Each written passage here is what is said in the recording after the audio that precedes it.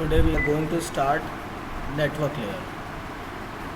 So network layer is concerned with getting packets from source all the way to destination. Getting the destination may require various hops at intermediate routers along the way.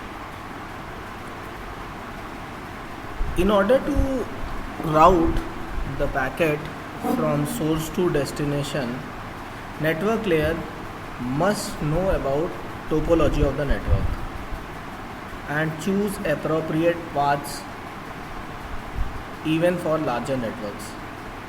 It must also take care when choosing routes to avoid overloading some of the communication lines and routers. Finally, when source and destination are in different networks, new problems can occur. It is up to the network layer to deal with them.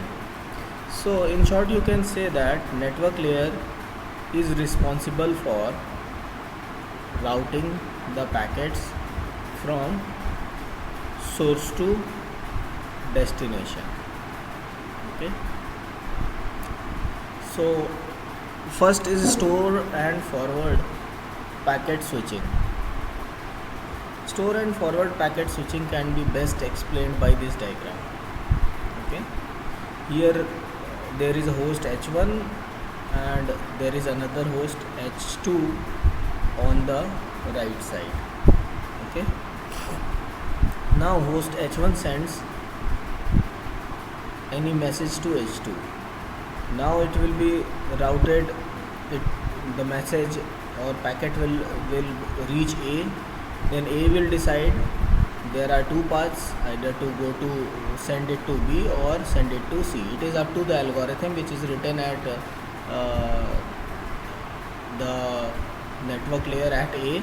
It will decide which path to choose, and finally choosing different paths, packet will reach the host H2.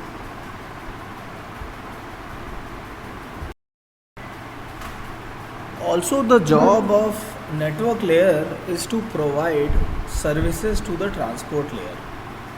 But now here important question arises, what kind of services this network layer should provide to transport layer?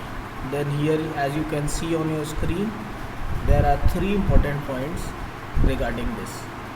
First, services should be independent of router technology.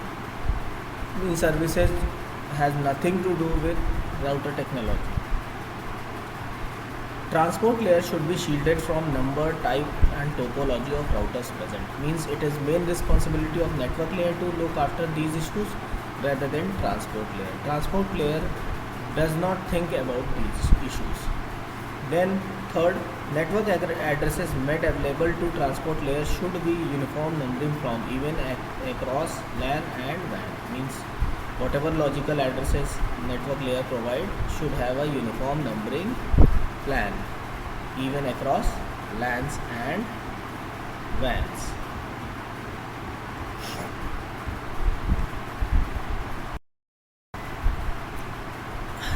Now type of service. Two types of service your network layer can provide. One is connectionless service and other is connection oriented service. In connectionless service, packets are injected to network individually and routed independently of each other. Means suppose a message contains 10 packets, then it will be put on the network and network will decide how to route these packets, and finally when it reaches the destination, they are arranged in proper order before sending them to corresponding transport layer.